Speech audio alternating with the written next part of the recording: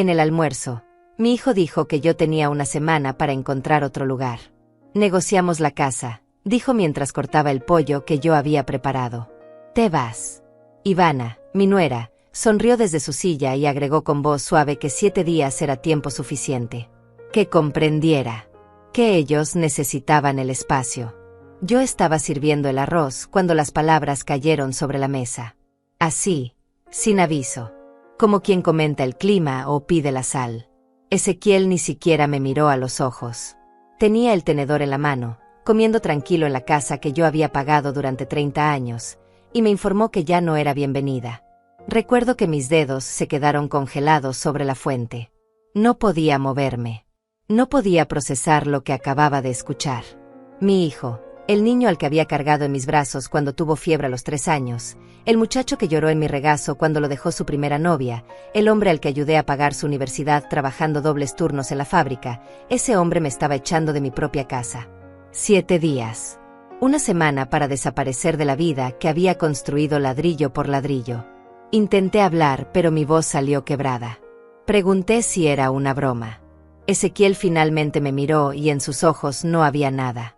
Ni culpa, ni dolor, ni siquiera incomodidad. Solo una frialdad que me atravesó el pecho. Dijo que no era broma. Que había firmado papeles.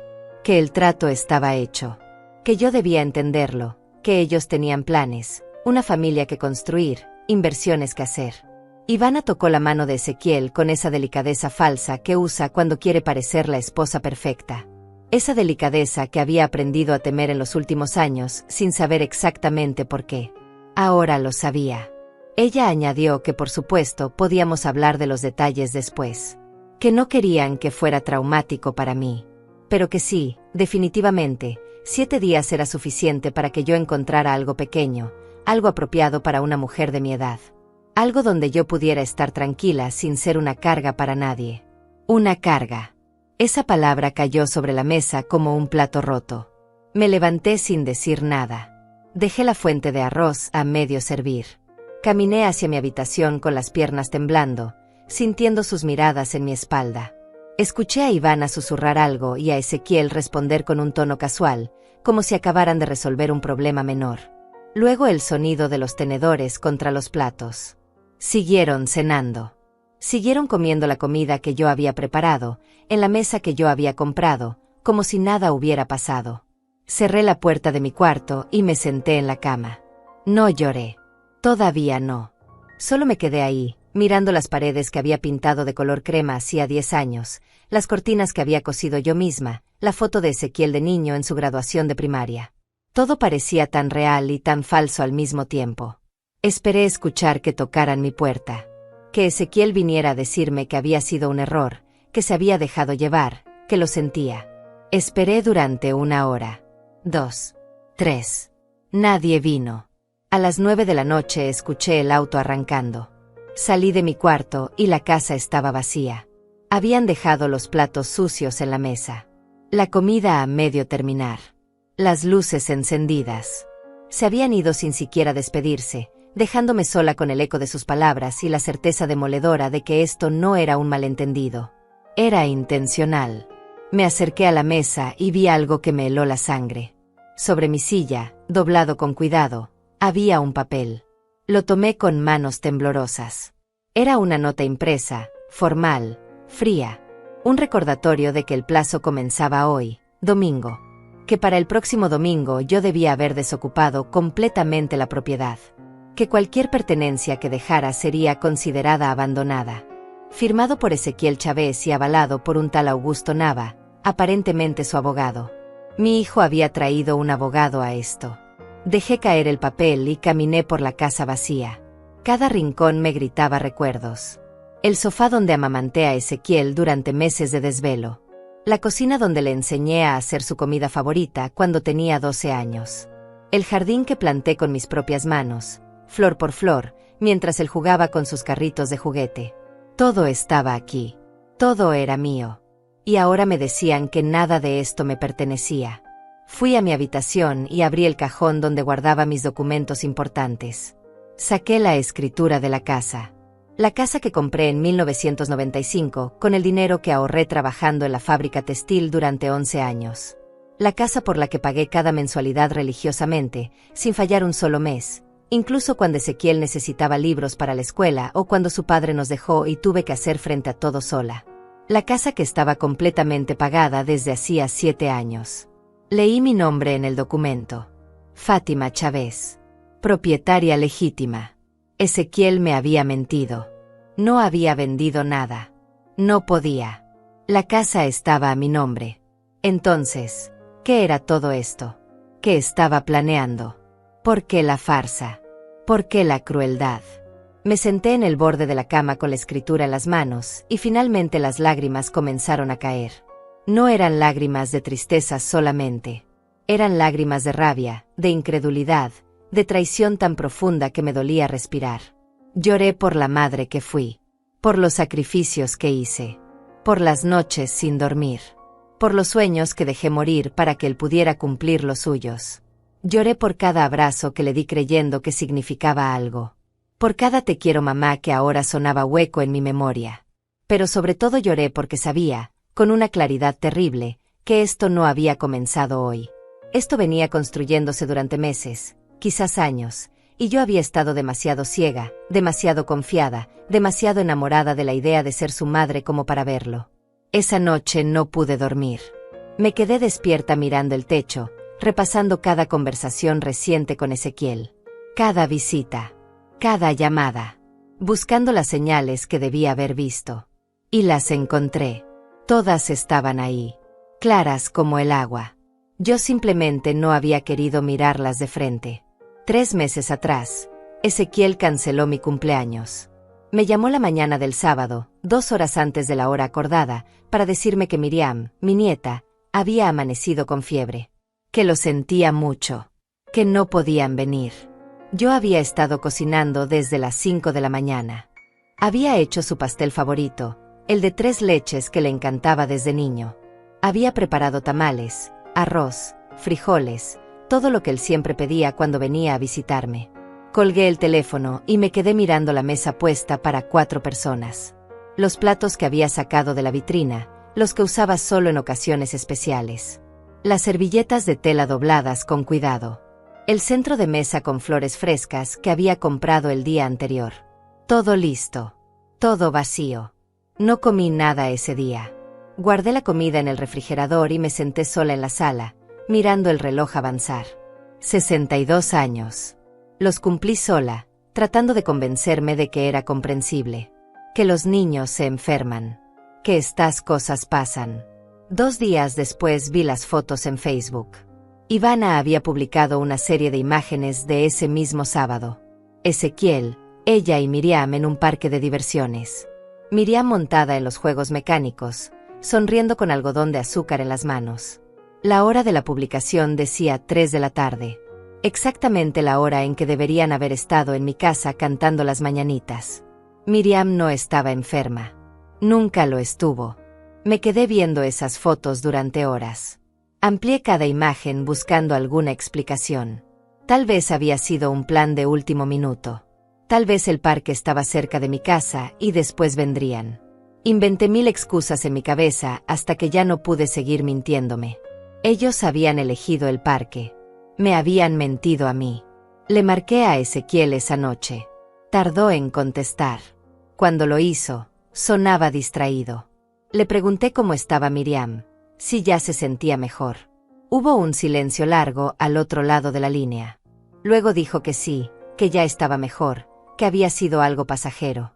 Gracias por preguntar, mamá, dijo antes de colgar rápido. No mencioné las fotos. No lo enfrenté. Tragué el dolor y dejé que se quedara ahí, pesado en mi estómago, diciéndome que tal vez había malinterpretado todo. Pero no había malinterpretado nada. Un mes antes de eso, habían organizado una cena familiar sin avisarme. Me enteré por Samara, la hermana de Ivana, que vino a la casa a dejar unas cajas que Ezequiel había pedido guardar en mi garaje. Samara mencionó casualmente lo bien que la habían pasado en la cena del martes. Qué rico había cocinado Ivana. Qué elegante estaba todo. Yo no sabía nada de ninguna cena del martes. Le pregunté de qué hablaba. Samara se quedó callada, como si hubiera dicho algo indebido. Luego intentó arreglarlo diciendo que seguramente me había confundido de fecha, que a veces estas cosas pasan. Pero sus ojos me decían la verdad. No me habían invitado. Habían hecho una reunión familiar completa, con mis parientes, con Miriam, y yo no estaba incluida. Cuando Samara se fue, llamé a Ezequiel. Le pregunté directo si habían tenido una cena familiar. Él vaciló. Luego dijo que había sido algo muy pequeño, muy informal, que no quiso molestarme porque sabía que yo trabajaba mucho y necesitaba descansar. Que había sido de último momento. Que la próxima vez me avisaría. Pero no hubo próxima vez. O si la hubo, tampoco me enteré. Después de eso empecé a notar un patrón. Las visitas de Ezequiel se fueron espaciando. Antes venía cada semana. Luego cada 2 semanas. Luego una vez al mes. Luego casi nunca. Siempre con excusas razonables. Mucho trabajo. Miriam tenía actividades. Ivana no se sentía bien. El tráfico estaba imposible. Las llamadas también cambiaron. Antes me llamaba para preguntarme cómo estaba, qué había hecho en el día, si necesitaba algo. Esas llamadas fueron desapareciendo. Cuando yo lo llamaba, casi nunca contestaba. Y cuando lo hacía, la conversación duraba menos de 2 minutos. Estoy ocupado, mamá. Te llamo luego. Luego nunca llegaba. Intenté visitarlos en su departamento. Manejé 40 minutos hasta allá con un tupper lleno de las enchiladas que a Ezequiel le gustaban. Toqué el timbre. Nadie abrió. Toqué varias veces. Silencio. Llamé por teléfono. Ezequiel contestó después de varios tonos. ¿Dónde estás, mamá?, preguntó. En tu puerta, respondí. Hubo un silencio incómodo. Luego dijo que estaban fuera, que debía haberle avisado antes de venir. Pero yo alcancé a escuchar la televisión de fondo. El sonido de Miriam jugando. Estaban adentro. Simplemente no querían abrirme. Dejé el tupper en la puerta y me fui con las manos vacías y el corazón roto. Semanas después, Ezequiel pasó por mi casa solo para recoger unas herramientas que había dejado guardadas. No se quedó a tomar café. No preguntó cómo estaba. Entró, buscó lo que necesitaba en el garaje y se fue. 15 minutos. Eso fue todo. Le pregunté si todo estaba bien entre nosotros. Si había hecho algo que lo molestara. Me miró confundido, como si la pregunta no tuviera sentido. No, mamá, todo está bien, dijo. Solo estoy ocupado. Ya sabes cómo es. Y se fue. Yo sabía que algo estaba mal. Pero seguí justificándolo. Seguí diciéndome que era normal. Que los hijos crecen. Que hacen sus vidas. Que yo no podía esperar que siguiera siendo el niño que me contaba todo. Tenía que darle espacio. Tenía que entender. Pero había una diferencia entre darle espacio y ser borrada. En Navidad me prometió que pasaríamos el día juntos. Compré regalos para Miriam con el dinero que había ahorrado durante meses. Preparé la cena navideña completa. Puse el árbol que habíamos decorado juntos durante años. Esperé. Ezequiel llegó a las 9 de la noche, 3 horas tarde, solo para dejar los regalos que yo había comprado. Ivana y Miriam se quedaron en el auto. Ni siquiera bajaron a saludarme. Ezequiel entró rápido, dejó los paquetes y dijo que tenían otra cena, que lo sentía, que no podían quedarse. Le supliqué con la mirada que se quedara aunque fuera 1 hora. Solo 1 hora. Pero evitó mis ojos y se fue. Me quedé sola esa Navidad, con la mesa llena de comida que nadie comió y regalos que nadie abrió. Lloré hasta quedarme dormida en el sofá, con las luces del árbol parpadeando en la oscuridad. Pensé que era lo peor que podía pasarme. Que nada podía doler más que esa soledad en Navidad. Estaba equivocada. Lo peor vino después, cuando finalmente abrí los ojos y vi que todo había sido planeado. Cada rechazo, cada mentira, cada ausencia. No eran coincidencias. No eran malentendidos. Era un proceso. Un alejamiento calculado. Me estaban borrando poco a poco de sus vidas, preparando el terreno para lo que vino después. Para ese almuerzo donde me dijeron que tenía 7 días para desaparecer. Ahora, sentada en mi cama a las 3 de la mañana con la escritura de la casa en las manos, todas esas piezas encajaban. Cada exclusión había sido un paso hacia esto, hacia el momento en que pudieran echarme sin culpa, diciéndose a sí mismos que yo ya no era parte de la familia, que no me iban a extrañar porque ya llevaban meses sin mí. El lunes en la mañana desperté con una claridad que no había sentido en meses. No era paz, era aceptación. La aceptación fría y dura de que mi hijo me había traicionado, de que no había sido un error, ni un malentendido, ni una mala racha. Había sido intencional, calculado, planeado. Me quedé sentada en la cama mirando la luz del sol entrar por la ventana. La misma ventana que había limpiado 1000 veces. La misma habitación donde había dormido durante 30 años. Y pensé en lo extraño que era sentirse invisible en el lugar donde una construyó cada recuerdo. No llamé a Ezequiel ese día, ni al siguiente. Tampoco él me llamó a mí. El silencio entre nosotros se volvió denso, pesado, lleno de cosas no dichas. Pero yo ya no estaba esperando una disculpa. Ya no estaba esperando que viniera a decirme que todo había sido un error terrible. Sabía que no vendría. En lugar de eso, empecé a observar, a prestar atención a los detalles que antes había ignorado, a las pequeñas cosas que no cuadraban. Revisé mis estados de cuenta bancarios. Durante los últimos 6 meses, Ezequiel había dejado de depositar el dinero que supuestamente me daba para ayudar con los gastos de la casa. $500 mensuales que antes llegaban como un reloj. De repente, nada. Yo no lo había notado porque tenía mi propia pensión de la fábrica. No necesitaba su dinero. Pero el hecho de que lo hubiera cortado sin decir nada me decía algo. Me estaba desligando económicamente, preparando su salida. Fui al garaje y noté que varias cajas que Ezequiel había guardado ahí durante el último año ya no estaban.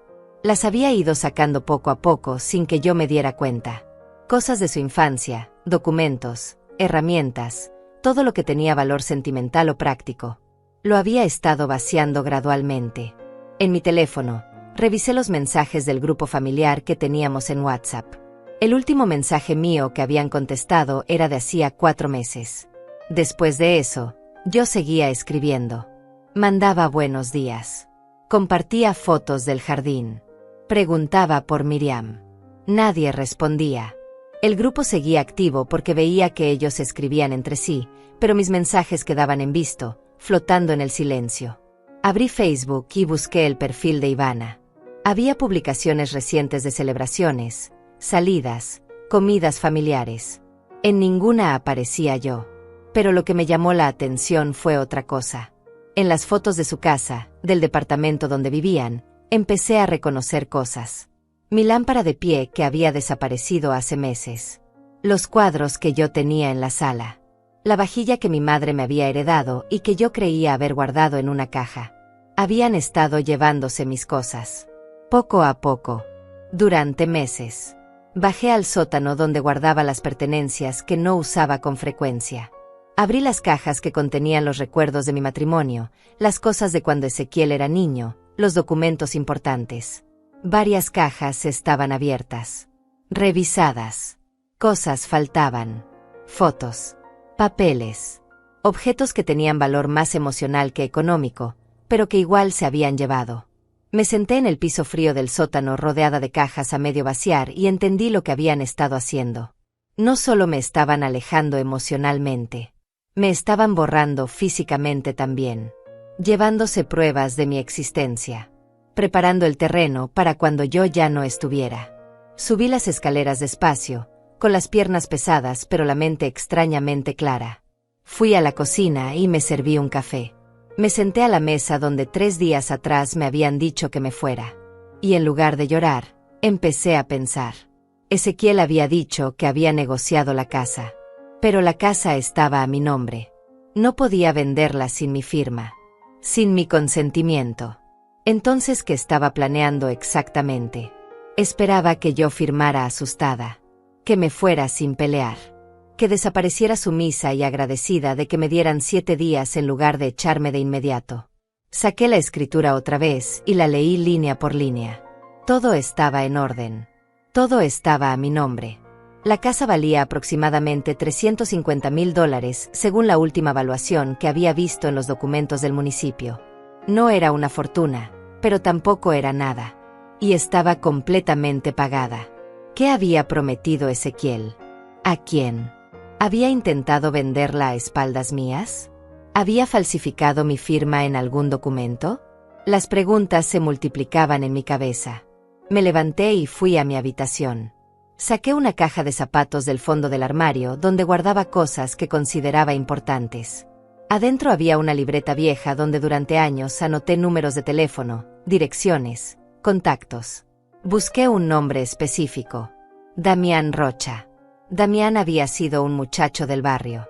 Yo lo conocía desde que tenía 16 años. Era hijo de una vecina que trabajaba limpiando casas. Un chico inteligente, brillante, pero sin recursos. Cuando él estaba en la preparatoria, su madre enfermó. No tenían dinero para los medicamentos. Yo acababa de recibir una compensación de la fábrica por un accidente laboral menor. $5,000.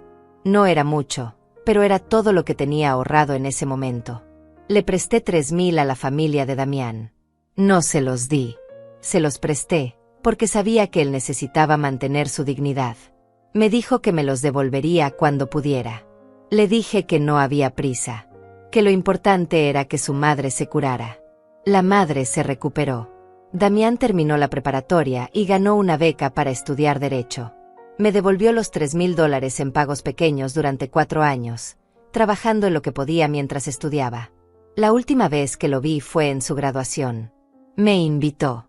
Me senté en primera fila y lloré de orgullo como si fuera mi propio hijo. Eso fue hace 15 años. Perdimos el contacto. La vida nos llevó por caminos diferentes. Pero yo guardé su número. Y ahora lo necesitaba. Marqué con manos temblorosas. El teléfono sonó varias veces. Estaba a punto de colgar cuando escuché su voz. Bueno, Damián, soy Fátima Chávez. No sé si te acuerdas de mí. Hubo un silencio. Luego una risa cálida, genuina. Señora Fátima. Por supuesto que me acuerdo. ¿Cómo olvidarla? ¿Cómo está? Mi voz se quebró un poco cuando respondí. No muy bien, Damián. Necesito ayuda. Le conté todo. El almuerzo. La amenaza. Los 7 días. La escritura a mi nombre. Las sospechas. Él escuchó sin interrumpir. Cuando terminé, hubo un silencio largo. Señora Fátima, dijo finalmente, su hijo no puede vender esa casa sin su consentimiento. Si intentó hacerlo, eso es fraude. Necesito que me mande fotos de todos los documentos que tenga. La escritura, identificaciones, todo. Y necesito que me cuente si firmó algo recientemente. Cualquier cosa. No firmé nada, respondí. Estoy segura. Entonces déjeme investigar qué está pasando. No se mueva de esa casa. No firme nada. No acepte nada. Y sobre todo, no les diga que habló conmigo. Actúe normal. Haga como si estuviera asustada, como si fuera a obedecer. Necesito tiempo para ver qué está planeando su hijo. Colgamos después de que me prometió llamarme en 2 días con información. Me quedé sentada con el teléfono en la mano, sintiendo por primera vez en días algo parecido a la esperanza. No era una esperanza alegre. Era una esperanza fría, determinada. La esperanza de quien sabe que tiene que pelear. Esa noche, Ezequiel me mandó un mensaje. Era el primero desde el almuerzo del domingo. Mamá, ya encontraste algo. Recuerda que el tiempo corre. Leí el mensaje varias veces. La frialdad. La falta de signos de interrogación, como si no fuera una pregunta sino una orden.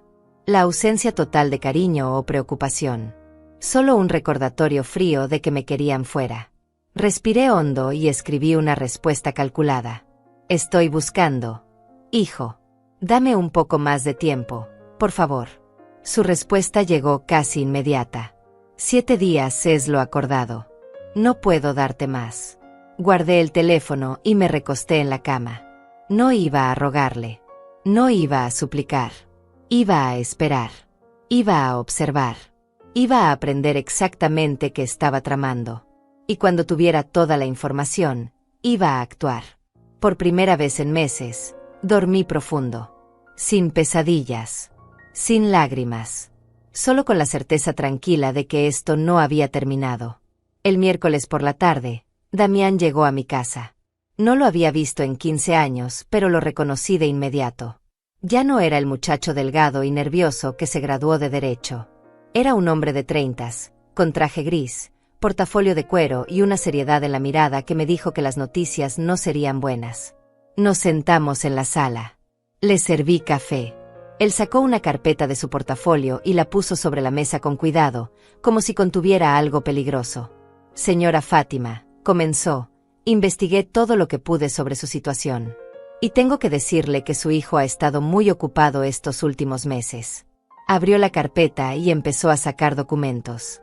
El primero era una copia de un contrato de compraventa. Lo leí con manos temblorosas.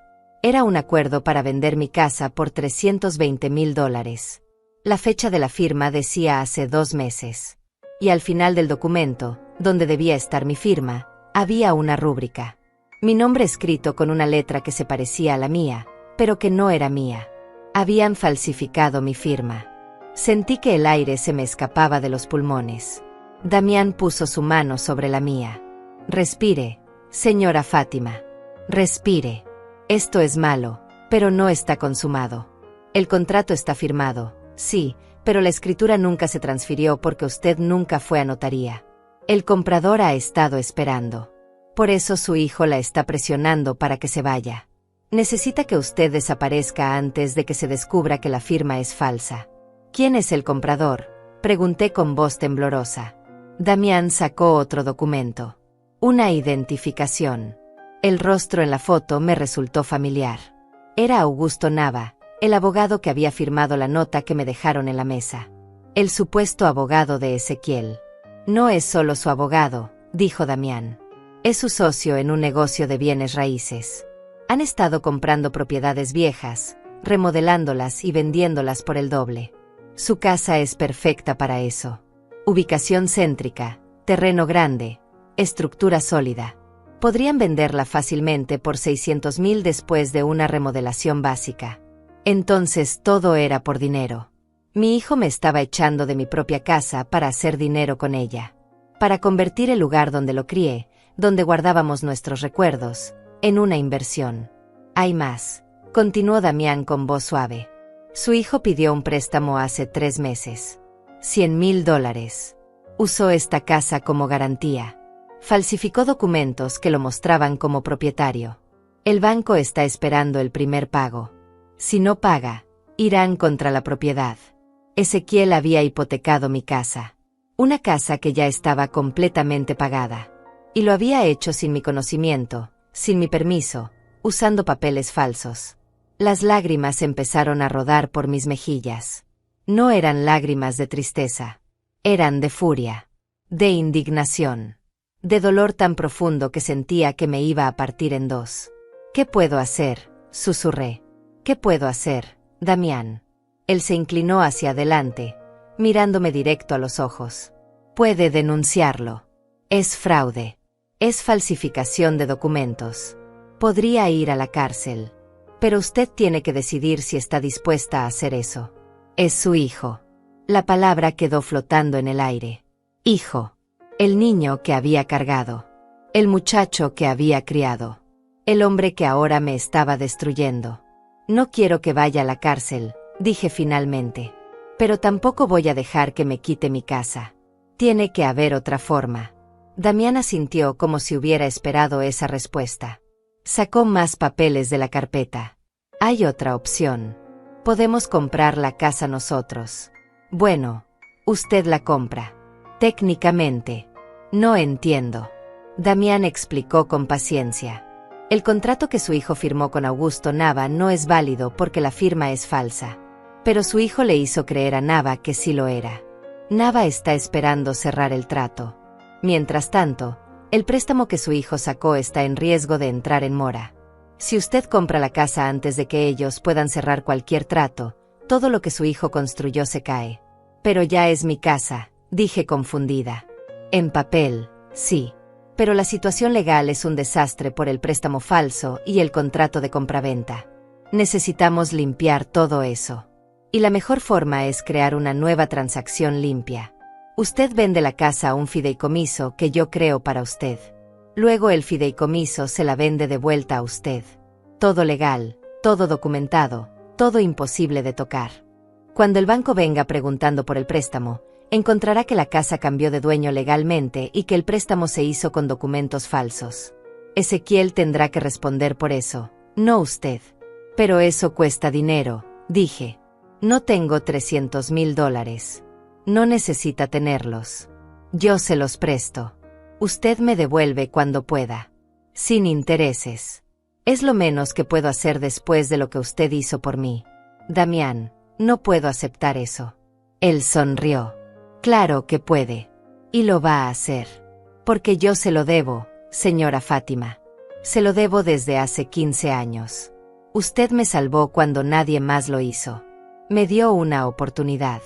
Ahora me toca a mí. Me quedé en silencio, procesando todo. Era demasiado. Demasiada información. Demasiada traición. Demasiada bondad inesperada. ¿Cuánto tiempo tenemos?, pregunté. Damián revisó sus papeles. Su hijo le dijo que tenía 7 días para irse. Hoy es miércoles. Eso nos da hasta el domingo. Pero no necesitamos tanto. Puedo tener todo listo para el viernes. 2 días. En 2 días, usted será oficialmente la dueña de esta casa otra vez, pero de una forma que su hijo nunca podrá tocar.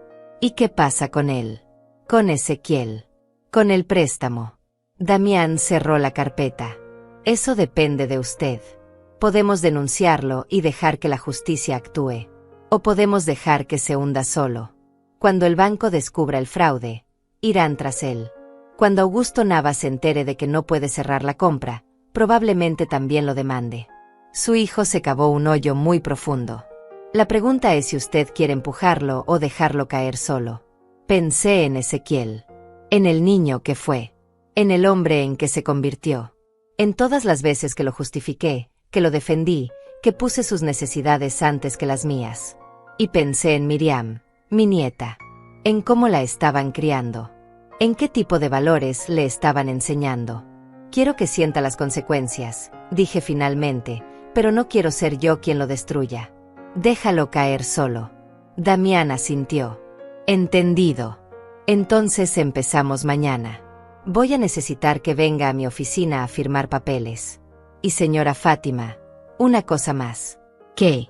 Durante estos 2 días, tiene que actuar como si nada estuviera pasando.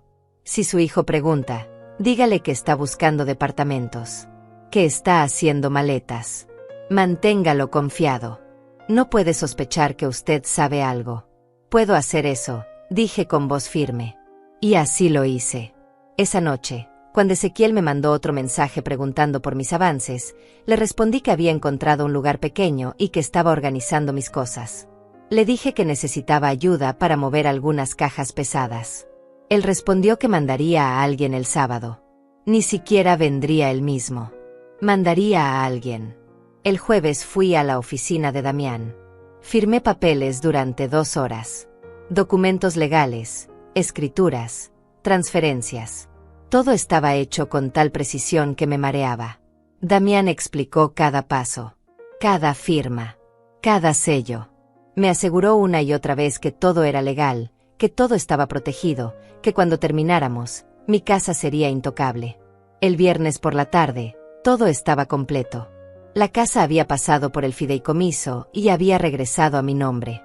Pero ahora con una documentación tan sólida que cualquier reclamo previo quedaba invalidado. El préstamo falso de Ezequiel ya no tenía respaldo. El contrato con Augusto Nava no tenía base legal. Damián me entregó una carpeta nueva. Adentro estaban todas las escrituras, todos los documentos, todas las pruebas. Ya está, señora Fátima. La casa es suya. Completamente. Legalmente. Nadie puede tocarla. Sostuve la carpeta contra mi pecho y por primera vez en semanas, sentí algo parecido a la victoria. No había gritado. No había hecho un escándalo. Había actuado con inteligencia, con calma, con la ayuda de alguien a quien había ayudado años atrás sin esperar nada a cambio. Ahora solo quedaba esperar. Esperar a que Ezequiel intentara cerrar su trato. Esperar a que descubriera que todo se había derrumbado. Esperar al momento en que tendría que enfrentarlo con la verdad. El sábado en la mañana, tal como Ezequiel había prometido, llegaron 2 hombres a la casa. No eran personas que yo conociera. Eran trabajadores de una empresa de mudanzas. Entraron sin saludarme siquiera, con una lista en mano, y empezaron a revisar los muebles como si estuvieran haciendo un inventario. Uno de ellos, un hombre de unos 40 años con una gorra desgastada, me preguntó qué cajas estaban listas para llevar. Le dije que ninguna, que había cambiado de opinión sobre mudarme. Él me miró confundido y sacó su teléfono. Llamó a alguien. Escuché la voz de Ezequiel al otro lado, elevada, molesta. El hombre me pasó el teléfono. «Mamá, ¿qué está pasando?», preguntó Ezequiel sin ningún saludo. «Les dijiste que no hay nada que mover». «Así es», respondí con calma. Decidí quedarme. Hubo un silencio denso al otro lado de la línea. Luego su voz se volvió dura, cortante. «No puedes quedarte. Te lo dije. Tienes que irte. Hoy». «No me voy a ir, Ezequiel. Esta es mi casa». Escuché su respiración acelerarse. «Mamá, no hagas esto difícil. El trato ya está hecho. La casa ya no es tuya. La casa está a mi nombre», dije manteniendo la voz firme. «Siempre ha estado a mi nombre. Y va a seguir estándolo». Colgó sin responder. Los hombres de la mudanza me miraron incómodos. Les dije que se fueran, que había sido un malentendido. Se fueron rápido, contentos de no estar en medio de un drama familiar. 20 minutos después, Ezequiel llegó. Escuché su auto frenar bruscamente frente a la casa. La puerta se abrió con fuerza. Entró como torbellino, con el rostro rojo de ira. Ivana venía detrás de él, con los brazos cruzados y esa mirada fría que ya conocía bien. «¿Qué crees que estás haciendo?», gritó Ezequiel. «Te dije que te fueras. Te di tiempo. Fuiste tú la que aceptó». «Yo nunca acepté nada», respondí desde mi lugar en el sofá. «Tú llegaste y me ordenaste irme. Eso no es aceptar». Él se acercó, inclinándose sobre mí con una agresividad que nunca antes había visto en él. «No tienes opción, mamá. La casa está vendida. Hay un contrato. Hay un comprador esperando». «Móstrame ese contrato», dije con calma. Ezequiel vaciló. Ivana intervino rápido. «No tenemos que mostrarte nada. Lo que tenemos que hacer es que entiendas que ya no puedes vivir aquí. Es momento de que sigas adelante con tu vida». «Mi vida está aquí», dije mirándola directo a los ojos. «En la casa que yo compré, que yo pagué, que está a mi nombre». Ezequiel sacó su teléfono y marcó un número. Hablaba con alguien en voz baja, nerviosa. Luego colgó y me miró con una expresión que intentaba ser amenazante, pero que solo lucía desesperada. «Voy a traer al abogado. Él te va a explicar la situación legal. Y vas a tener que aceptar que perdiste». «Trae a quien quieras», respondí. «No me voy». Se fueron dando un portazo. La casa quedó en silencio otra vez.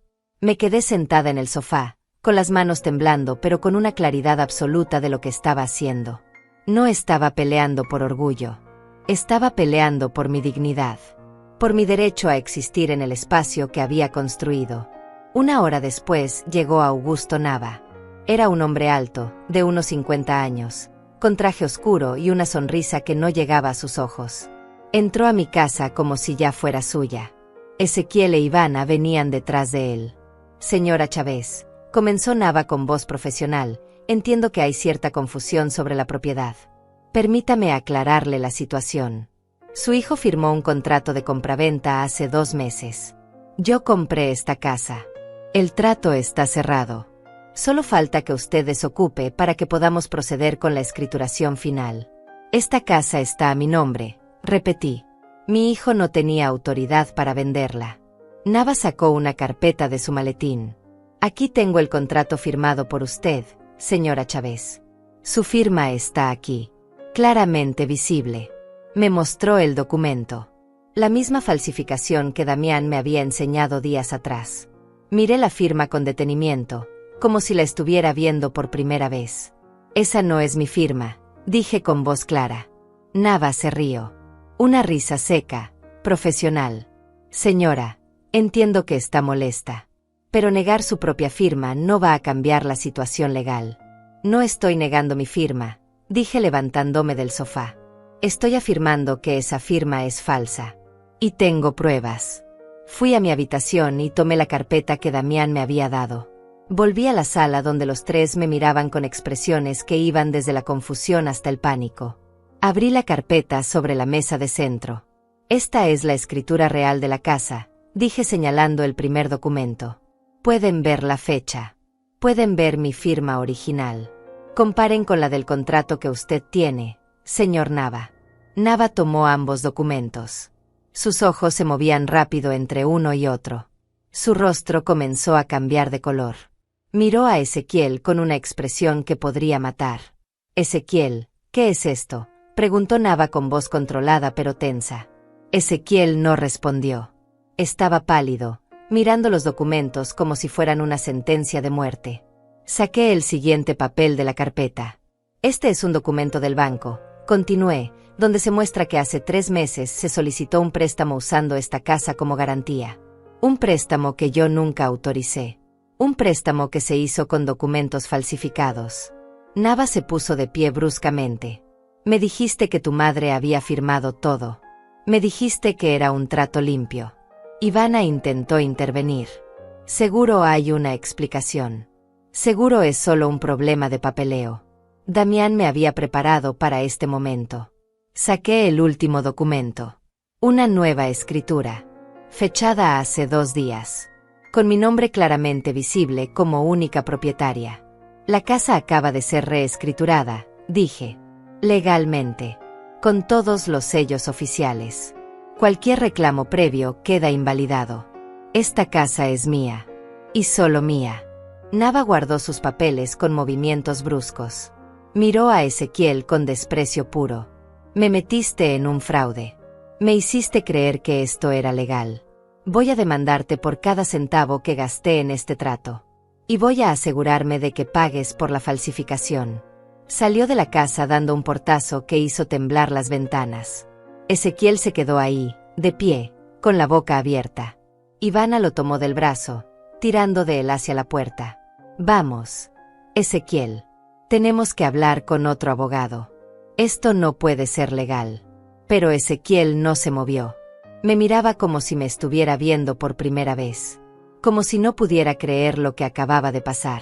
¿Cómo?, susurró. ¿Cómo lo supiste? No respondí. Solo sostuve su mirada. Quería que viera en mis ojos todo lo que había sentido. El dolor. La traición. La soledad. Y ahora, la victoria silenciosa de alguien que se negó a ser borrada. ¿Tienes idea de lo que acabas de hacer?, dijo Ivana con voz venenosa. Acabas de arruinar a tu propio hijo. Debes $100,000. Augusto va a demandarlo. Va a perder todo. Él lo arruinó solo, respondí sin quitarle los ojos de encima a Ezequiel. Cuando decidió echarme de mi propia casa. Cuando falsificó mi firma. Cuando me trató como si yo no importara. Ezequiel dejó escapar una risa amarga. ¿Entonces qué, mamá? ¿Vas a dejarme hundir? Soy tu hijo. Sí, dije con voz quebrada pero firme. Eres mi hijo. El hijo que crié. El hijo al que le di todo. Y eres el mismo hijo que me dijo que tenía 7 días para desaparecer de su vida. Me di la vuelta y caminé hacia mi habitación. Escuché a Ivana gritarle a Ezequiel que hiciera algo, que no se quedara ahí parado. Escuché sus pasos hacia la puerta. Escuché el auto arrancar y alejarse. Me senté en mi cama y abrí el cajón de mi mesa de noche. Adentro había una foto vieja de Ezequiel cuando tenía 5 años. Estábamos en el parque. Él sonreía con un helado en la mano. Yo lo abrazaba. Ambos felices. Ambos completos. Miré esa foto durante largo rato y lloré. No por lo que había perdido, sino por lo que Ezequiel había elegido perder. Había elegido el dinero sobre su madre. Había elegido una mentira sobre la verdad. Había elegido un camino que lo llevó a este momento. Y ahora tendría que vivir con esas consecuencias. Guardé la foto de vuelta en el cajón. Me lavé la cara. Y volví a la sala. La casa estaba silenciosa, pero ya no se sentía vacía. Se sentía mía, completamente mía. Y por primera vez en meses, respiré profundo sintiendo que el aire me llenaba los pulmones sin ese peso constante en el pecho. Había ganado. Pero la victoria sabía amarga. Porque la había ganado contra mi propio hijo. Contra el niño que alguna vez fue todo para mí. Los días siguientes fueron extrañamente tranquilos. Ezequiel no llamó. No escribió. No apareció. Era como si hubiera desaparecido de mi vida tan completamente como él había querido que yo desapareciera de la suya. El silencio era denso, pero ya no me dolía como antes. Ahora era solo silencio. Damián me visitó el martes siguiente para revisar que todo estuviera en orden. Se sentó en la sala con otra carpeta llena de documentos. El banco ya recibió notificación de la nueva escritura, me explicó. Están investigando el préstamo fraudulento. Van a ir directamente contra Ezequiel. Y Augusto Nava presentó una demanda civil por los gastos que hizo creyendo que el trato era legítimo. Su hijo está en serios problemas legales, señora Fátima. Asentí en silencio. Parte de mí, la parte que seguía siendo madre, quería intervenir. Quería llamar a Ezequiel y ofrecerle ayuda. Pero la otra parte, la parte que había sido traicionada, sabía que esto era necesario. Que tenía que aprender. Que las acciones tienen consecuencias. Hay algo más, continuó Damián con cautela. He estado investigando las finanzas de su hijo. Tiene deudas que no imaginaba. El préstamo de $100,000 no fue el único. Tiene tarjetas de crédito al límite. Debe 3 meses de renta de su departamento. El auto que maneja está a punto de ser embargado. Su situación es desesperada. Por eso necesitaba vender mi casa, dije en voz baja. No era solo ambición. Era desesperación. Exacto. Y su esposa, Ivana, parece ser quien maneja las finanzas. O más bien, quien las destruye. Hay registros de gastos excesivos. Viajes, ropa, restaurantes caros. Vivían muy por encima de sus posibilidades. De repente entendí todo con más claridad. Los alejamientos. Las exclusiones. No era solo crueldad. Era vergüenza. Ezequiel no quería que yo viera en qué se había convertido su vida. No quería que supiera que estaba hundiéndose. Y cuando vio mi casa como la solución a sus problemas, decidió que sacrificarme era más fácil que enfrentar su realidad. ¿Qué va a pasar ahora?, pregunté. Damián cerró la carpeta. Legalmente, usted está protegida. Nada de lo que pase con su hijo la afecta a usted. Pero emocionalmente, señora Fátima, esa es una decisión que solo usted puede tomar. Puede dejarlo que enfrente todo solo. O puede ofrecerle ayuda con condiciones. No sé si quiero ayudarlo, admití. No sé si puedo. No tiene que decidir ahora. Solo quería que supiera que tiene opciones. Después de que Damián se fue, me quedé sentada en el sofá pensando. Mirando las paredes que ahora estaban completamente seguras bajo mi nombre. Pensando en Miriam, mi nieta. En cómo todo esto la afectaría a ella. En qué tipo de futuro tendría si sus padres terminaban en bancarrota o peor, con problemas legales serios. Esa noche, tomé una decisión. No iba a rescatar a Ezequiel. Pero tampoco iba a dejarlo destruirse completamente. Iba a hacer algo que él nunca esperaría. Algo que le demostraría exactamente quién era yo y qué significaba la familia real. Llamé a Damián al día siguiente. Necesito que averigües exactamente cuánto debe Ezequiel. Cada deuda. Cada acreedor. Todo. Damián tardó 3 días en conseguir la información completa. Cuando vino a entregármela, su expresión era grave. Es peor de lo que pensaba, señora Fátima. Entre el préstamo del banco, las demandas de Nava, las tarjetas de crédito y otras deudas, su hijo debe aproximadamente $230,000. La cifra me golpeó como un puño en el estómago. Era una fortuna. Era más de lo que yo había ganado en años de trabajo en la fábrica. Pero había algo más que Damián necesitaba saber. Algo que no le había contado a nadie. Abrí el cajón de mi escritorio y saqué un sobre amarillento. Adentro había un documento. Una póliza de seguro de vida que había cobrado cuando murió mi esposo hace 12 años. El dinero estaba en una cuenta de ahorros que nunca toqué. Lo estaba guardando para emergencias. Para mi vejez. para dejarle algo a Ezequiel cuando yo ya no estuviera. Era mi red de seguridad. Mi tranquilidad. $250,000 que había crecido con intereses durante todos estos años hasta llegar a casi 300,000. Le mostré el estado de cuenta a Damián. Sus ojos se abrieron grandes. Señora Fátima, no puede estar pensando. Voy a pagar sus deudas, dije con voz firme. Pero no como un regalo. Como un préstamo. Con condiciones muy específicas. Damián me miró como si hubiera perdido la razón. Él intentó echarla de su casa. Falsificó su firma. La traicionó de la peor manera posible. Lo sé, respondí. Y por eso mismo voy a hacerlo. Porque quiero que vea la diferencia entre lo que él me hizo y lo que yo elijo hacer. Quiero que cargue con eso el resto de su vida. Damián se quedó en silencio un momento. Luego asintió lentamente. ¿Qué condiciones tiene en mente? Pasamos las siguientes 2 horas diseñando un contrato. Las condiciones eran claras. Yo pagaría todas las deudas de Ezequiel. Cada una. Dejaría su récord limpio. A cambio, él me pagaría de vuelta durante los próximos 20 años con un interés mínimo del 3%. Si faltaba a un solo pago, todo el monto restante se vencería inmediatamente y yo tendría derecho legal sobre cualquier propiedad a su nombre. Pero había condiciones adicionales. No financieras.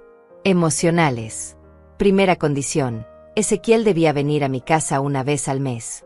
No a visitarme como obligación, sino a cenar conmigo. A hablar. A reconectar. Segunda condición, Miriam debía poder visitarme cuando quisiera. Sin restricciones. Sin excusas. Tercera condición, él debía contarme la verdad.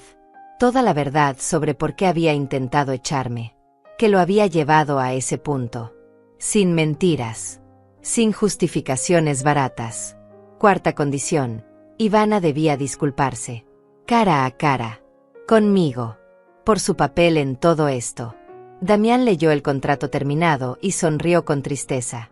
Esto es muy generoso, señora Fátima. Demasiado generoso. No es generosidad, dije. Es una lección. Una que él nunca va a olvidar. El contrato se firmó ante notario. Damián lo guardó en su oficina. Ahora solo faltaba la parte más difícil. Contactar a Ezequiel y ofrecerle esta salvación que probablemente no creería que era real. Le pedí a Damián que lo llamara. Que le dijera que había una solución a sus problemas, pero que tenía que venir a mi casa a escucharla. Ezequiel aceptó venir, probablemente desesperado, probablemente sin opciones. El viernes por la tarde preparé todo. No fue una preparación de guerra. Fue una preparación de paz. Cociné su comida favorita. Los chiles rellenos que le encantaban desde niño. Puse la mesa con cuidado.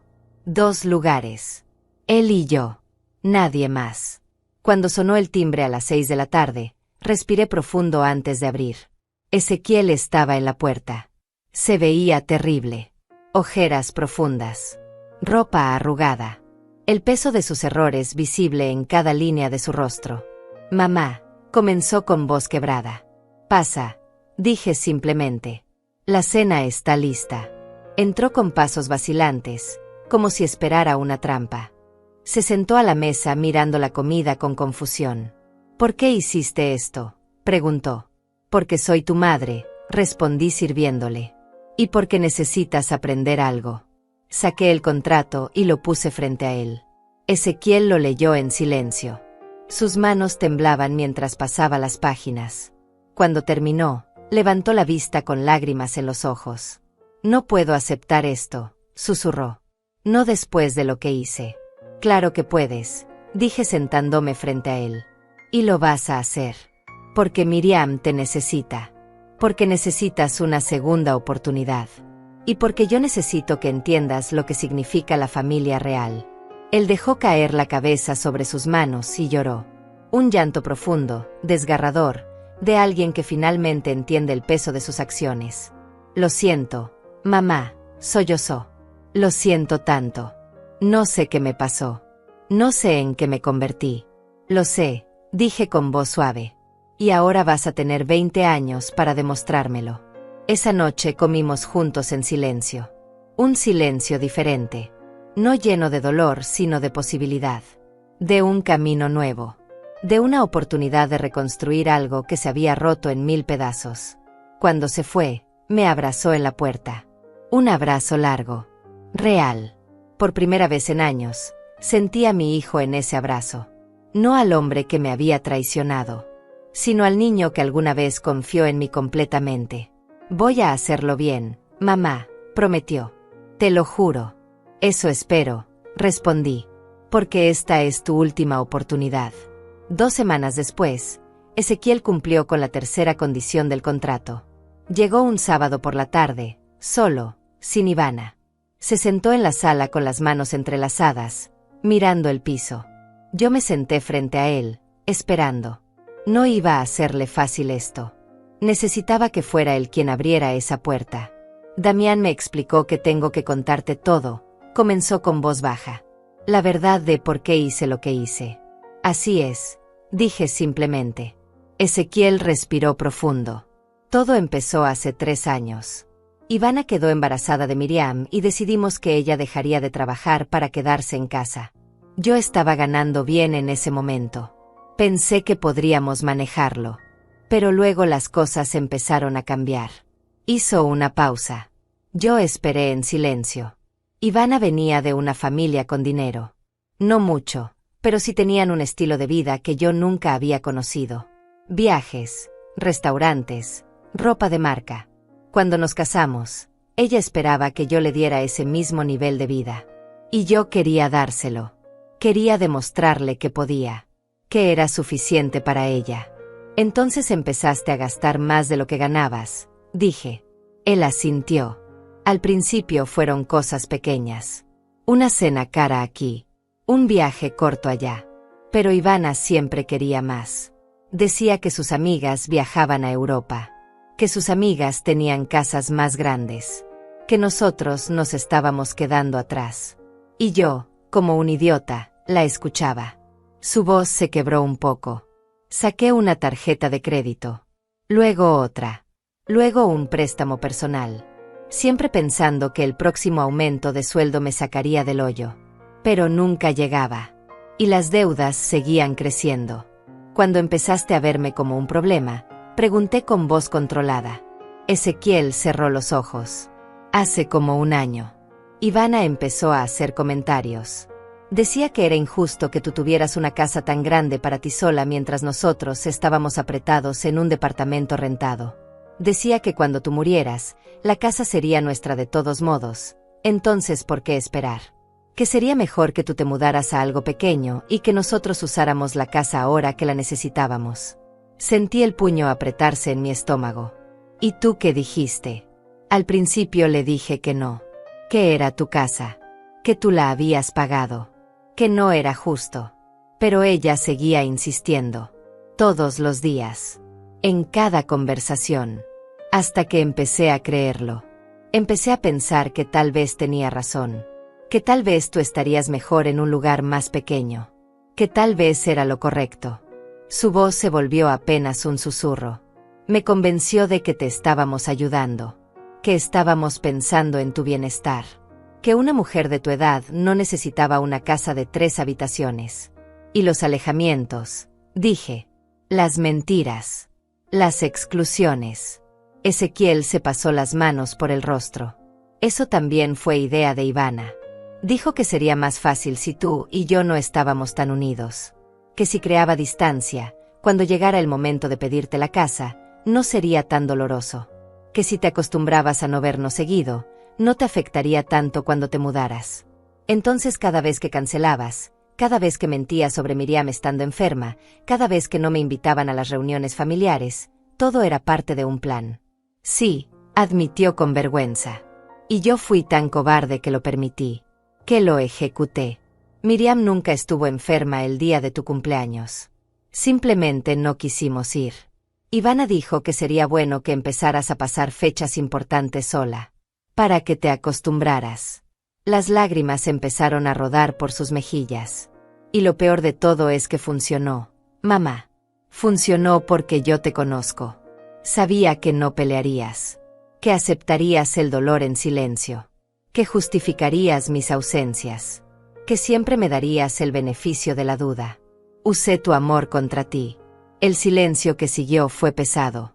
Podía escuchar el reloj de la pared marcando cada segundo. Ezequiel lloraba abiertamente ahora, con la cabeza entre las manos. Cuando decidiste falsificar mi firma, pregunté. Ezequiel se limpió las lágrimas. Hace 3 meses. Las deudas ya eran insostenibles. El banco me estaba amenazando. Augusto Nava, que conocí en un grupo de negocios, me ofreció comprar la casa. Me dijo que podía darme 320,000, que con eso cubriría todo lo que debía y me sobraría un poco para empezar de nuevo. ¿Y cómo planeabas convencerme de firmar? Su silencio fue respuesta suficiente. No planeabas convencerme, dije lentamente. Planeabas falsificar mi firma desde el principio. Él asintió miserablemente. Augusto me dijo que conocía a alguien que podía hacerlo, que muchas personas lo hacían cuando los familiares mayores eran difíciles, que era más fácil que pelear. Y yo lo escuché. Lo permití. Firmé esos papeles falsos pensando que tú nunca te enterarías. Pero me enteré. Sí. Y cuando llegó el momento de decirte que tenías que irte, yo creí que simplemente aceptarías, que harías una escena, que llorarías, pero que al final te irías porque siempre has sido así. Siempre has puesto mis necesidades antes que las tuyas. Se levantó del sofá y cayó de rodillas frente a mí. Mamá, no tengo excusa. No hay nada que pueda decir que justifique lo que hice. Te usé. Te traicioné. Intenté robarte lo que era tuyo. Y lo hice conscientemente, sabiendo exactamente lo que estaba haciendo. ¿Por qué? Pregunté con voz quebrada. Solo dime por qué. ¿Por qué el dinero era más importante que yo? Porque soy un cobarde, respondió. Porque era más fácil lastimarte a ti que enfrentar a Ivana. Porque me había convertido en alguien que no reconocía. Alguien que valoraba las apariencias más que las personas. Alguien que prefería una mentira cómoda que una verdad incómoda. Me quedé mirándolo ahí, de rodillas, destruido. Parte de mí quería consolarlo, pero otra parte necesitaba que sintiera todo el peso de lo que había hecho. Levántate, dije finalmente, y siéntate. Ezequiel volvió al sofá, limpiándose las lágrimas con las mangas. Ahora quiero que me digas algo, continué. Todo este tiempo que estuviste planeando esto, ¿alguna vez pensaste en cómo me iba a sentir yo? ¿Alguna vez te detuviste a imaginar lo que sería para mí que mi propio hijo me echara de mi casa? Ezequiel negó con la cabeza. No quería pensar en eso. Cada vez que el pensamiento venía a mi mente, lo empujaba lejos. Me decía a mí mismo que estarías bien, que encontrarías algo, que tal vez hasta estarías más feliz en un lugar más pequeño. Pero sabías que era mentira. Sí, susurró. Sabía que era mentira. Y aún así seguiste adelante. Sí. Me levanté y caminé hacia la ventana. Afuera, el jardín que había plantado con mis propias manos florecía. Las rosas que había cuidado durante años estaban en su mejor momento. Todo lo que había construido seguía ahí, intacto, a pesar de los intentos de Ezequiel por destruirlo. Quiero que entiendas algo, Ezequiel, dije sin voltearme. Yo te perdoné el momento en que firmé ese contrato con Damián. No porque lo que hiciste esté bien, sino porque sigo siendo tu madre. Pero el perdón no significa que olvidé. No significa que confío en ti. Y definitivamente no significa que las cosas vuelvan a ser como antes. Lo sé, mamá. Me di la vuelta para mirarlo. Vas a tener que ganarte mi confianza de nuevo. Vas a tener que demostrarme con acciones, no con palabras, que has cambiado. Y va a tomar años. Tal vez décadas. Tal vez nunca vuelvas a tenerla completamente. ¿Estás dispuesto a vivir con eso? Sí, dijo con firmeza. Haré lo que sea necesario. Bien. Porque ahora viene la parte más difícil. Ivana. El rostro de Ezequiel se tensó. Ella no quiere venir. Dice que no tiene nada de qué disculparse. Que solo estaba pensando en nuestra familia. Entonces tiene que elegir, dije con voz dura. O viene aquí y cumple con la condición del contrato, o tú decides si tu matrimonio vale más que tu relación con tu madre y tu hija. Ezequiel me miró sorprendido. Miriam también está en esto. Por supuesto que sí. ¿Crees que voy a permitir que esa niña crezca pensando que está bien tratar a las personas como tú me trataste? Que está bien usar a la gente. Que el dinero es más importante que la familia. No. Ezequiel. Si quieres mi ayuda, si quieres que pague tus deudas, si quieres tener una relación conmigo, Miriam va a saber la verdad. Va a saber lo que hiciste. Y va a aprender de eso. No puedes hacerle eso, protestó. Es solo una niña. Exactamente. Es una niña. Y merece crecer con valores reales. No con las mentiras que Ivana le está enseñando. Ezequiel se quedó en silencio, procesando. Luego asintió lentamente. Voy a hablar con Ivana. Voy a hacer que venga. Tienes una semana, dije. Si no viene en una semana, el trato se cancela. Y te hundes solo. Entendido, respondió levantándose. Mamá, una cosa más. ¿Qué? Gracias. Gracias por no rendirte conmigo. Aunque debiste hacerlo. No lo hice por ti, dije honestamente. Lo hice por Miriam. Y lo hice por mí. Porque necesito saber que hice todo lo posible por salvar a mi hijo antes de dejarlo ir. Ivana llegó 6 días después. No vino sola. Trajo a Miriam con ella, probablemente pensando que la presencia de la niña haría que yo fuera más suave. Se equivocó. Abrí la puerta y las encontré ahí. Ivana con su ropa cara y su expresión de superioridad apenas disimulada. Miriam con sus ojos grandes y confundidos, sin entender por qué estaba ahí. Abuela, gritó Miriam soltándose de la mano de su madre y corriendo hacia mí. La abracé fuerte, sintiendo su cuerpito pequeño contra el mío. Cuánto había extrañado estos abrazos. Cuánto me habían robado al mantenerla alejada de mí. Hola mi amor, susurré besando su cabeza. Te extrañé tanto. Yo también te extrañé, abuela. Mamá dice que has estado ocupada. Por eso no te vemos. Miré a Ivana por encima de la cabeza de Miriam. Ella evitó mi mirada. Pasen, dije. Tenemos mucho de qué hablar. Ivana entró con pasos medidos, mirando la casa como si estuviera evaluando su valor. Miriam corrió hacia el jardín, donde todavía tenía algunos juguetes guardados de sus visitas anteriores. Ezequiel me dijo que querías hablar, comenzó Ivana con voz controlada. Que era una condición para que le ayudaras con sus problemas. No son sus problemas, Ivana. Son los problemas de ustedes dos. Problemas que crearon juntos. Ella se sentó en el sofá sin que la invitara. Mira, Fátima, sé que las cosas se salieron de control.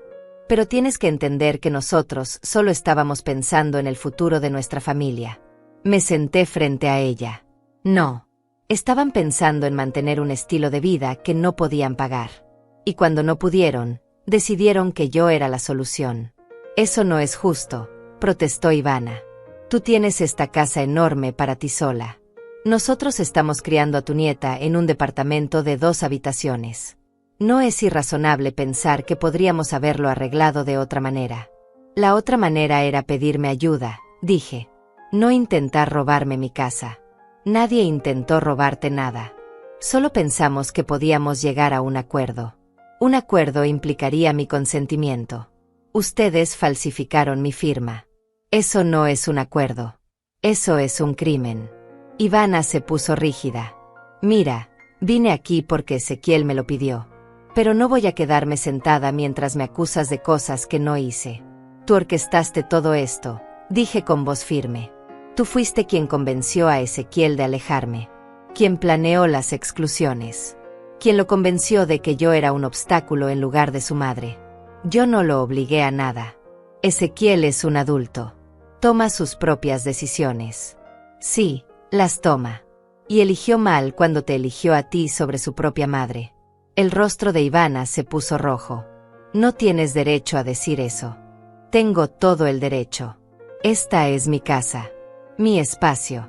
Y si quieres que yo ayude a salvar a tu familia de la ruina financiera que tú causaste, vas a escuchar lo que tengo que decir. Ivana apretó los labios, pero no se levantó. Sabía que no tenía opción. Quiero que me digas por qué, continué. ¿Por qué tanto odio hacia mí? ¿Qué te hice para que quisieras borrarme de la vida de mi hijo? No te odio, dijo Ivana mirando hacia otro lado. Solo pienso que Ezequiel necesitaba independizarse. Dejar de depender tanto de ti. Él no dependía de mí. Yo dependía de él. Era mi única familia después de que su padre murió. Y tú me quitaste eso. Ezequiel tiene su propia familia ahora, replicó Ivana. Nosotros somos su prioridad. No tú. Una familia no reemplaza a la otra. Una familia crece. Se expande. Pero tú no querías eso. Querías que yo desapareciera. Ivana finalmente me miró a los ojos. Está bien. ¿Quieres la verdad? Te la voy a dar. Sí, quería que no estuvieras tan presente. Cada vez que Ezequiel tomaba una decisión, te consultaba. Cada vez que teníamos un problema, corría contigo. Yo era su esposa, pero tú eras su confidente.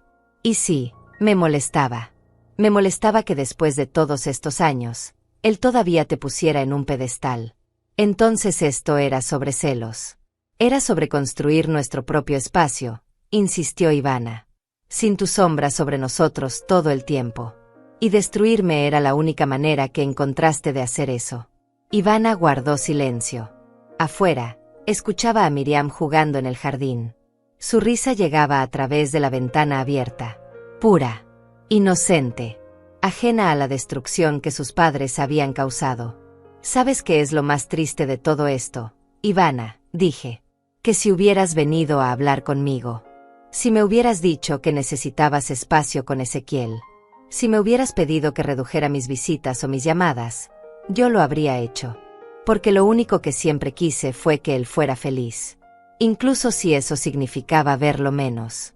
Ivana parpadeó rápido, como si estuviera conteniendo lágrimas. Pero en lugar de eso, decidiste que yo era el enemigo. Y convertiste a mi hijo en alguien que traiciona a su propia madre por dinero. Me levanté y caminé hacia la ventana donde podía ver a Miriam. Ahora viene la parte donde decides. Ivana.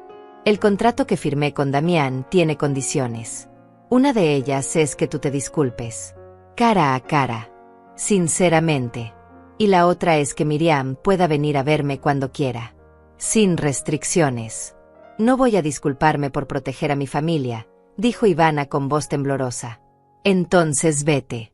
Y lleva a Miriam contigo. Y explícale a tu esposo por qué prefirieron la bancarrota antes que tragarse su orgullo. Me di la vuelta para mirarla. Y explícale también a Miriam, cuando crezca, por qué no conoció a su abuela. ¿Por qué no tuvo esa relación? Dile que fue porque su madre era demasiado orgullosa para admitir que se equivocó. Ivana se quedó sentada, con las manos apretadas en su regazo. Pude ver la batalla interna en su rostro. El orgullo peleando contra la desesperación. La necesidad contra el ego. Finalmente, su voz salió pequeña. Lo siento. Más fuerte, dije. Y mirándome a los ojos. Ella levantó la cabeza. Siento haberte alejado de Ezequiel. Siento haber conspirado para quitarte tu casa. Siento haber usado a Miriam como herramienta para lastimarte. Y siento no haber visto que tú solo querías lo mejor para tu hijo. Las lágrimas corrían por su rostro ahora. No estaba segura si eran genuinas o no. Pero al menos estaban ahí. Gracias, dije simplemente. Ahora viene la parte difícil. Reconstruir. Ivana se limpió las lágrimas. ¿Cómo? Ustedes se mudarán, dije. No aquí. No a mi casa. Pero les ayudaré con el depósito de un lugar mejor. Ezequiel pagará sus deudas con el dinero que le presté y empezarán de cero. Sin tarjetas de crédito. Sin lujos que no pueden pagar. Sin mentiras. Ivana asintió lentamente. Y Miriam vendrá a visitarme cada fin de semana. Uno de ustedes la traerá el sábado por la mañana y la recogerá el domingo después de comer. Quiero recuperar el tiempo perdido con mi nieta. De acuerdo, susurró Ivana. Y si alguna vez, intentan alejarla de mí otra vez, el trato se cancela. Las deudas se vencen. Y ustedes se hunden solos. Entendido. Entendido. Llamé a Miriam desde la ventana. Ella entró corriendo, con las mejillas rosadas de jugar afuera. Mi amor, le dije arrodillándome a su altura. A partir de ahora vas a venir a visitarme cada fin de semana. Vamos a cocinar juntas, a plantar flores, a hacer todas las cosas que no hemos podido hacer. Los ojos de Miriam se iluminaron. De verdad, abuela. De verdad. Ella me abrazó fuerte. Te quiero, abuela. Yo también te quiero, mi cielo. Más de lo que puedes imaginar. Cuando Ivana y Miriam se fueron, me quedé parada en la puerta viéndolas alejarse. No sentía victoria. Solo un cansancio profundo. Pero también algo más.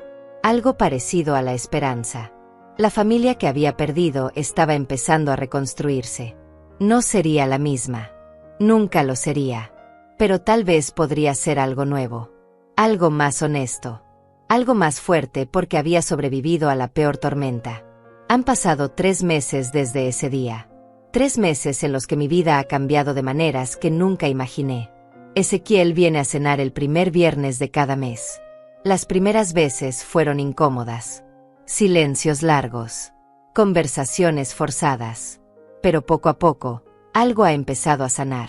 No es el hijo que conocí antes. Es alguien diferente. Más humilde. Más consciente. Más roto, pero tal vez por eso, más real.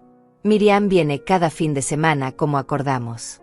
El sábado pasado plantamos girasoles juntas en el jardín. Sus manitas llenas de tierra, su risa llenando el espacio que había estado vacío por tanto tiempo. Me contó sobre la escuela, sobre sus amigas, sobre sus sueños. Y yo escuché cada palabra como si fuera oro. Cuando le pregunté si extrañaba las cosas caras que sus padres solían comprarle, me miró confundida. ¿Qué cosas?, preguntó. Y me di cuenta de que para ella, esas cosas nunca fueron importantes. Lo importante era estar. Ser vista. Ser amada. Damián se ha convertido en una presencia constante en mi vida también. No como algo romántico. Tengo 62 años y él podría ser mi hijo. Pero como un amigo. Como familia elegida. Viene a tomar café los domingos por la tarde y hablamos de todo. De la vida. De las decisiones. De cómo las personas que ayudamos sin esperar nada a cambio a veces regresan justo cuando más las necesitamos. La semana pasada me trajo noticias. El banco cerró la investigación sobre el préstamo fraudulento. Ezequiel llegó a un acuerdo para pagar las penalidades sin cargos criminales. Augusto Nava retiró su demanda después de que Ezequiel le pagara los gastos que había hecho. Todo está cerrándose. Todo está encontrando su lugar. Ivana ha cambiado también. O al menos está intentándolo. Todavía veo el orgullo en sus ojos cuando me mira. Todavía siento la tensión cuando está en mi casa. Pero hace el esfuerzo. Trae a Miriam puntual cada sábado. Se queda a tomar café a veces. Hablamos de cosas superficiales, pero al menos hablamos. El otro día me preguntó cómo había logrado perdonarlos. Le dije la verdad. No los perdoné por ellos. Los perdoné por mí. Porque cargar con el odio era más pesado que cargar con la desilusión. Porque necesitaba liberarme de la amargura para poder seguir viviendo. Ella lloró. Me dijo que no merecía mi perdón. Le respondí que probablemente tenía razón. Pero que el perdón no se trata de merecer. Se trata de elegir la paz sobre la guerra. Mi casa ya no se siente vacía. Los fines de semana están llenos de la voz de Miriam. Las tardes tienen el aroma del café compartido con Damián. Los viernes tienen la promesa de una cena con mi hijo. Todavía hay dolor. Todavía hay momentos en los que recuerdo ese almuerzo donde me dijeron que tenía 7 días para irme y siento el puño apretarse en mi pecho. Pero también hay momentos nuevos. Mejores. Más honestos. Hace una semana, Ezequiel me trajo algo. Una caja vieja que había encontrado en el sótano de su departamento antes de mudarse. Adentro había fotos. Fotos de cuando era niño. De nosotros dos en el parque. En su graduación. En su boda. Fotos que creí que se habían perdido. Las sacó una por una y las pusimos sobre la mesa. Miramos nuestra historia juntos. Los momentos buenos. Los que valían la pena recordar. Quiero que Miriam conozca estas historias, dijo. Quiero que sepa quién eres realmente. No la abuela que casi perdió por mi culpa, sino la mujer que trabajó doble turno para darme una educación. Que me cuidó cuando estuve enfermo. Que nunca se rindió conmigo incluso cuando debió hacerlo. Le dije que eso me gustaría. Que Miriam merecía saber la verdad. Toda la verdad. Lo bueno y lo malo. Ayer por la tarde estaba sentada en el jardín viendo el atardecer cuando Miriam salió de la casa con un dibujo en las manos. Era un dibujo de las dos. Ella y yo, de la mano, rodeadas de flores. Arriba había escrito con su letra infantil: mi abuela es la persona más fuerte que conozco. Lo pegué en el refrigerador, justo al lado de la escritura de la casa que ahora guardo ahí como recordatorio. Recordatorio de que peleé, de que gané, de que no me dejé borrar. A veces me pregunto qué habría pasado si no hubiera tenido esos $3,000 para prestarle a Damián hace 15 años. Si no hubiera ayudado a ese muchacho sin pedir nada a cambio. Probablemente estaría viviendo en un departamento pequeño ahora, habiendo perdido mi casa, mi dignidad, mi familia. Pero la vida tiene formas extrañas de devolver lo que das. No siempre. No a todos. Pero a veces. Y cuando lo hace, es en el momento exacto en que más lo necesitas. Hoy es viernes. Ezequiel viene a cenar en unas horas. Estoy preparando chiles rellenos otra vez.